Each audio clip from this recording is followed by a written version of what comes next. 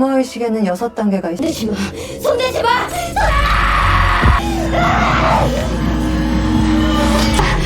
거머터리 투어샷!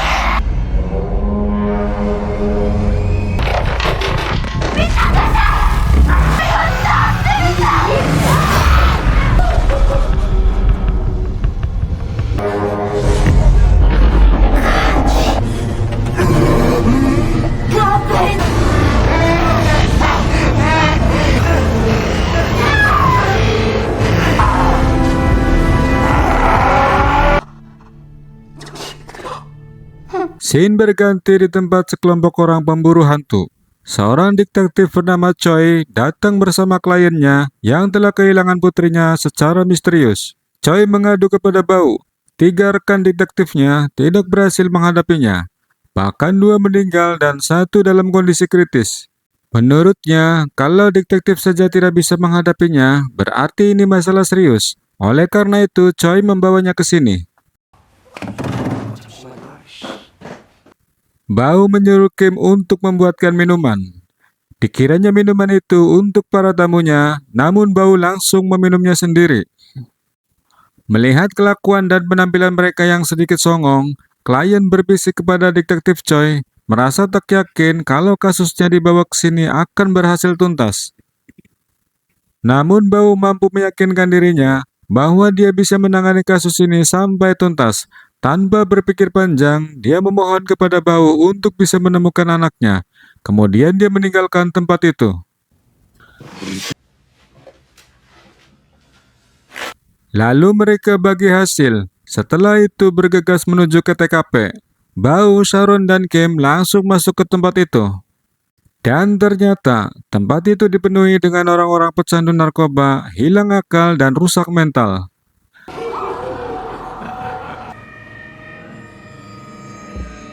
Saat mereka memasuki ruangan itu lebih dalam, mereka harus berhadapan dengan para bodyguard, dan perkelahian pun tak bisa dihindari.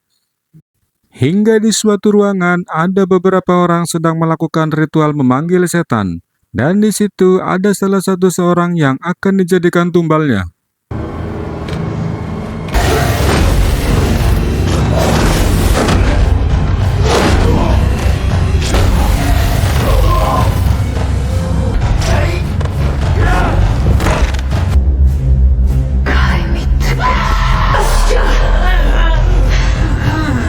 Di sebuah rumah sakit jiwa, seorang psikiater bernama Jung Won melihat pasiennya yang kebetulan itu adalah adiknya sendiri yang sudah begitu lama diobati namun tidak kunjung sembuh.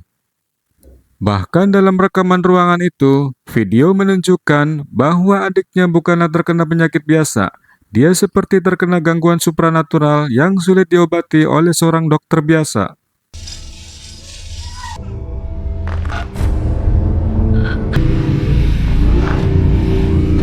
Hingga akhirnya dia menemukan sebuah blog di internet.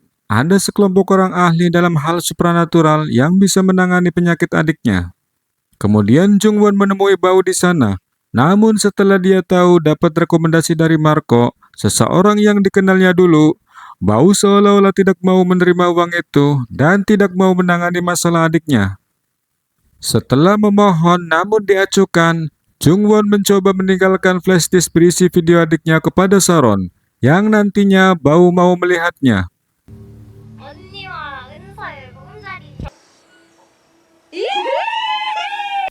Kim menawarkan kepada Bao agar dia melihat isi flash disk dari Jung Won itu.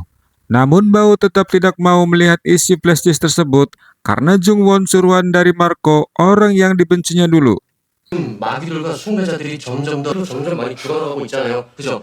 그러니까 저희도 Belum lama percakapan, Marco datang untuk menemuinya. Dia memohon kepada Bao untuk menolong adik temannya itu, karena hanya kamulah satu-satunya orang yang bisa menolongnya. Namun rupanya di antara mereka ada dendam pribadi di masa lalu, yang membuat Bao enggan memaafkan dan menolongnya. 20 tahun yang lalu, Marco telah membantu Joseph membunuh suster dan anak-anak di panti asuhan yang tidak berdosa. 하나님의 뜻이 우리 애들이 Kim dan Sharon melihat isi dalam flash disk tersebut, dan ternyata benar, Dalam rumahnya terdapat banyak kejadian aneh di luar akal sehat manusia. Yun Seo banyak mengalami gangguan supranatural. Ternyata di dalam rumah barunya ada entitas lain yang menghuni bersamanya jauh sebelum mereka datang. Karena penasaran, akhirnya Bao mau melihat isi video dalam flashdisk tersebut. Di sini ditemukan bahwa asal masalahnya adalah ketika dia menyewa rumah barunya tersebut. Di tempat itu, pemilik rumah dan para pekerja juga sekuritinya adalah sekte pengikut penyembah setan. Dan ternyata mereka menaruh barang-barang yang sengaja mengundang setan-setan ke dalam rumahnya. Jungwon dan Yongsoo tidak mengetahui hal itu. Menurut Sharon, sepertinya ada hubungannya antara sekte sesat itu dengan Nona Yongsoo. 은서 씨에게 벌어진 일들이 Sontak membuat Bao mengingat akan temannya dulu bernama Joseph. Mereka adalah dulunya anak-anak yang dibesarkan oleh panti asuhan.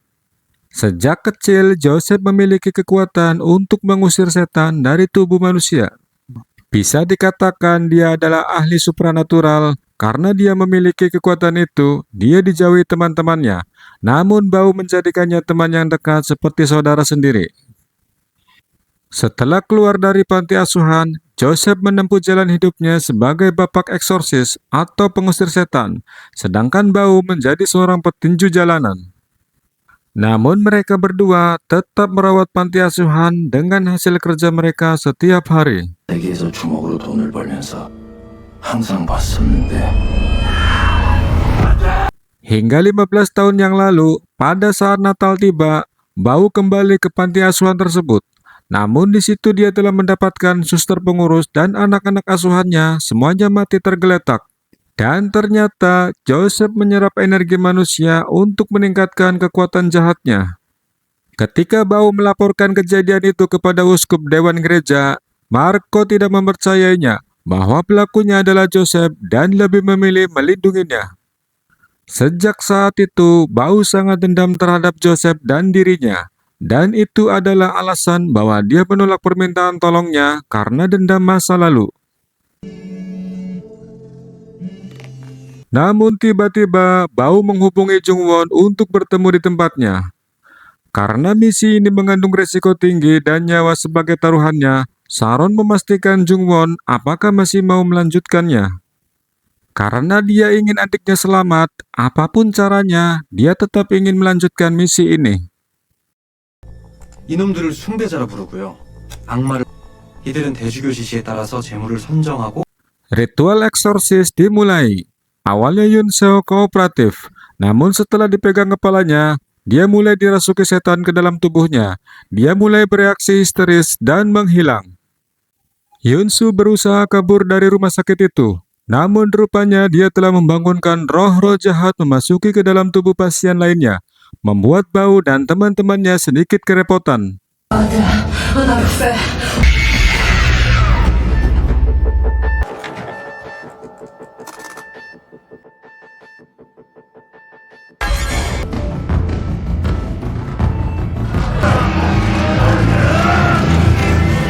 Dan akhirnya dia ditemukan di tengah jalan raya yang hampir saja tertabrak oleh mobil truk di hadapannya. Namun Bao berhasil menyelamatkannya. Karena setan yang bersemayam di dalam tubuhnya sudah begitu dalam, Sharon menyarankan agar dia dibawa saja ke rumahnya, tempat di mana setan itu berasal. Karena apabila dia masih di dalam rumah sakit, maka dia bisa membahayakan pasien lainnya.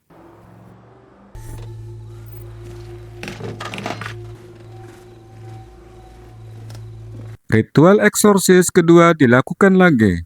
Berbagai peralatan telah disiapkan untuk mengusir setan yang ada di dalam tubuhnya.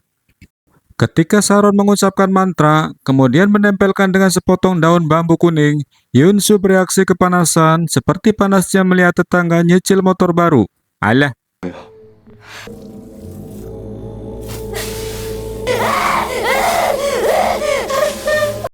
Saat dia memberinya kaca agar setan yang ada di dalam tubuhnya masuk ke dalam kaca tersebut, tiba-tiba kaca itu pecah. Kemudian dia membalas mantra yang membuat seisi rumah keluar dan menyerang Bao. 착실한 작전은 바로 거우사 내 배우 불러 아, 요런 데 숨어 있어. 이씨.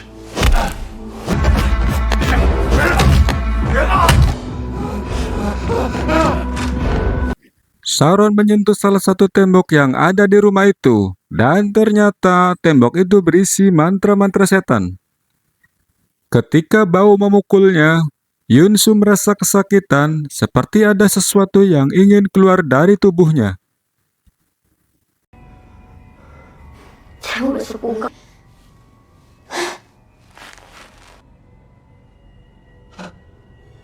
Bau mulai terhipnotis oleh Yunsu.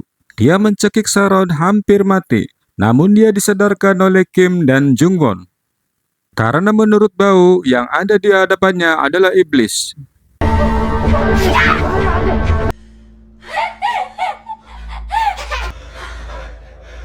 괜찮아요. Sauron dan Yunsu berkomunikasi dalam bahasa goib, hingga dia terbawa hipnotisnya masuk ke dimensi lain. 원토놈이라 과뚜마딜라. Setelah sadar dari hipnotisnya, Sauron memaksa Yunsu untuk mengeluarkan makhluk itu dengan cara paksa. Karena kesakitan, dia tidak tega melihat adiknya dan memaksa Jungwon untuk melepaskan ikatannya. Namun saat dia masuk dan merusak lingkaran yang ada di bawah kaki Yunsu, tiba-tiba dia berubah menjadi setan yang lebih kuat dan dia terlepas dari ikatannya.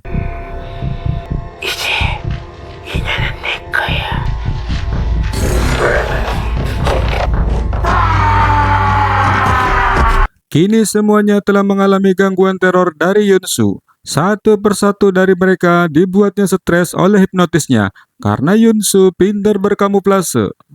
Dan akhirnya Yunsu keluar dari ikatan kursi itu. Keadaan semakin sulit dikendalikan. Perlahan dia berubah menjadi setan dan menghidupkan semua makhluk yang ada di dalam rumah itu.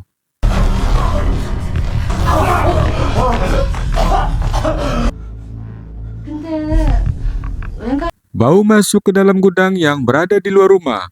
Di situ dia tidak menemukan apa-apa. Namun saat dia hendak keluar dari gudang tersebut, terdengar suara mantra-mantra dari bawah tanah. Dan benar saja, saat dia membuka pintu bawah tanah, di situ sudah terdapat sekte pemuja setan sedang melakukan ritual. Duel pun tak bisa dihindari.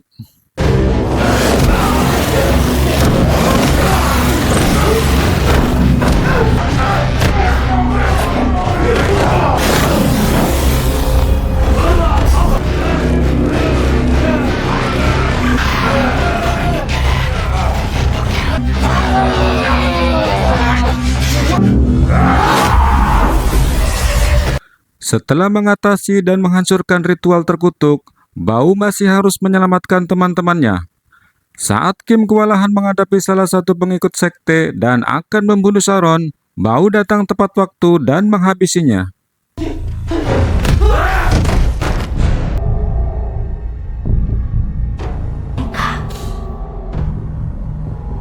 Kini saatnya pengusiran tahap terakhir. Sauron dan Yunsu adu mantra. Seluruh tenaga Sauron, Kim, dan Bau dikeluarkan karena Yunsu telah membuka portal alam kematian.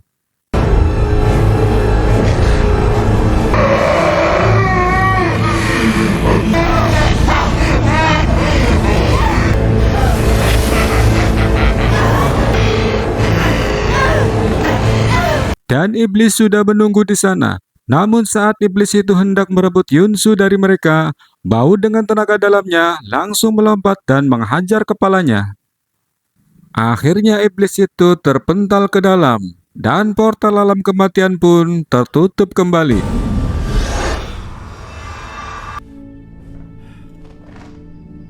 Yunsu tersadar dari kerasukannya.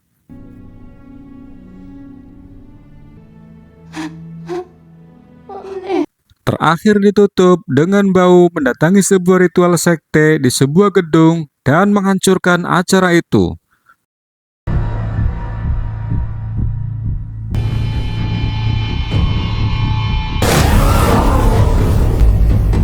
Dan film pun selesai.